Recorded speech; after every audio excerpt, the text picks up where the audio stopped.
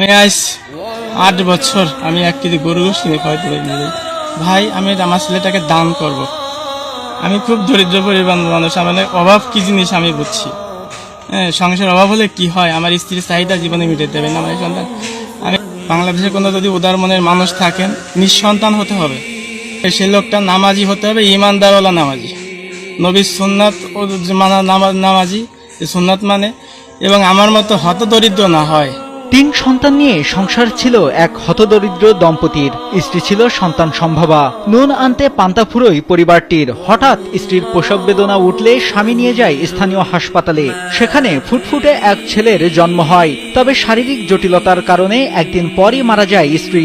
এখন এই নবজাতককে নিয়ে অকুল পাথারে সেই স্বামী। ঘর বলতে তেমন কিছুই নেই, না আছে পৈতৃক ভিটে। সাইফুল নিজের হৃদরোগের কথা জানিয়ে বলেন, সন্তানদের ঠিকমতো খেতে দিতে পারেন না, দারিদ্রতার কাছে হার মেনে বাচ্চাদের ভালো কোনো জামা কাপড় দিতে পারেনি। সদ্য মা মরা শিশু সন্তানটিকে মানুষ করা তার পক্ষে সম্ভব নয়। তাই আক্ষেপের সুরে বলেন, সন্তানকে দান করতে চান। সাইফুল ইসলামের বাড়ি বাগেরহাট জেলার মোল্লাহাট উপজেলার ছোট কসনা গ্রামে।